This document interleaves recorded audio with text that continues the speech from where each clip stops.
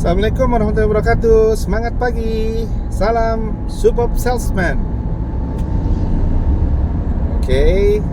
Pagi ini kembali dari chapter Superb Salesman series. Kita akan sharing-sharing lagi. Dan masih menjadi referensinya adalah buku Superb Salesman yang saya luncurkan.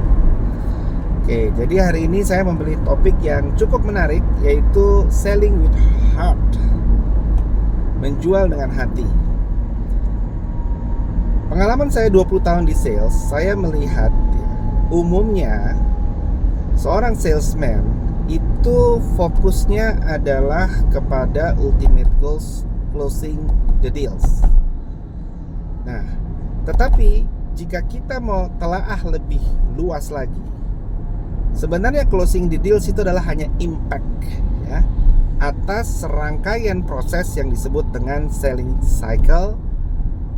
Ketika dilakukan dengan sangat baik dan benar, insya Allah impactnya ya, closing the deals itu bisa terjadi dengan sangat baik.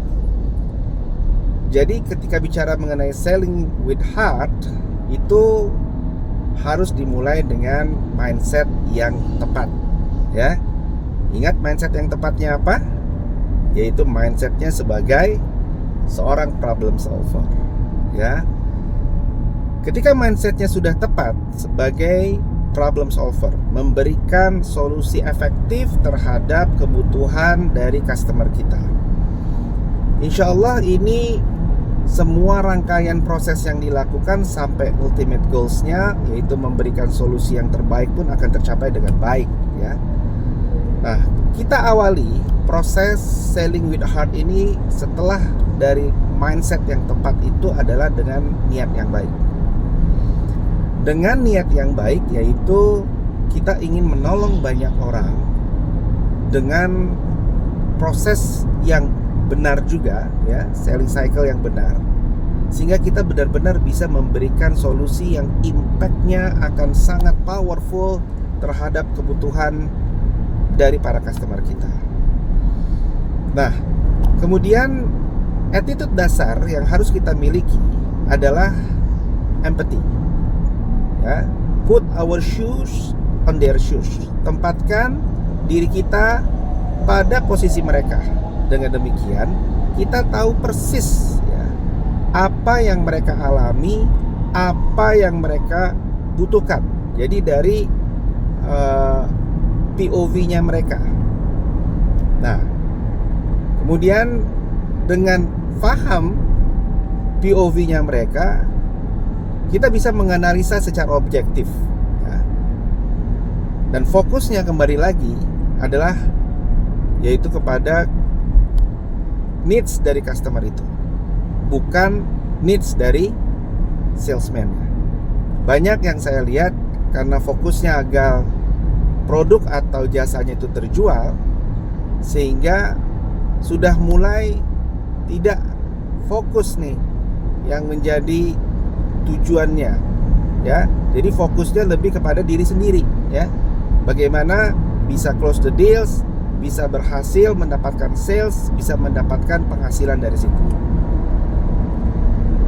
Nah, setelah menganalisa berdasarkan dari customer needs, maka kita akan bisa memberikan alternatif-alternatif solusi, yaitu melalui produk dan jasa yang memang kita miliki. Tapi yang harus difahami bahwa produk dan jasa itu hampir tidak ada yang sempurna, karena kesempurnaan hanya milik Allah. Jadi ketika produk ini ataupun jasa yang ditawarkan tidaklah sempurna, maka kita harus honest, harus jujur mengenai apa kelebihan dan kekurangan dari produk ini. Contoh ya, hari ini saya memakai kacamata. Saya bekerja di sebuah perusahaan yang menjual kacamata.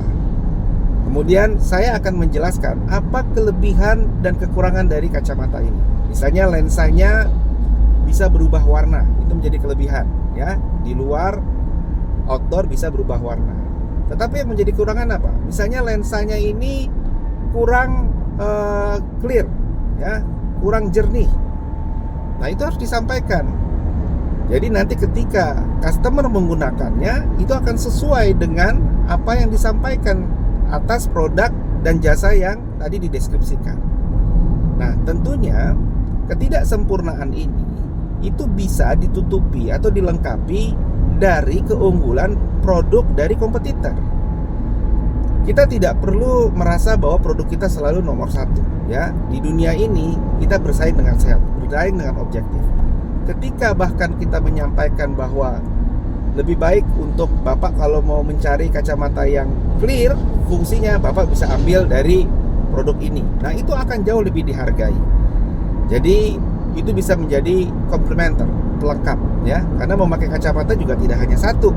Itu ada beberapa tujuan, ada untuk baca, ada untuk jauh, ya. Dan itu yang bagaimana kita sebaiknya menjelaskan mengenai produk dan jasa secara halus. Kemudian kita juga perlu membuild yang namanya rapport, ya, hubungan jangka panjang. Jadi penjualan itu bukan hanya sekali menjual selesai. Justru kita harus membuild hubungan ini lebih banyak. Kita harus sincere, honest. Ketika mereka kesulitan, kita harus bisa juga memberikan perhatian. Ketika mereka sedang happy, kita juga harus support mereka. Kita juga ikut happy. Dan akhirnya akan terbuild trust. Nah, ketika trust sudah terbentuk, insya Allah apapun, ya, itu mereka akan percayakan kepada kita sebagai superb salesman. Oke, itulah kurang lebih bagaimana experience saya dalam menjalani rangkaian proses dengan selling cycle yang dilakukan dengan baik. Dan insya Allah dengan menjual dengan hati ini, itu kita bisa benar-benar memberikan impact yang luar biasa untuk menolong banyak orang.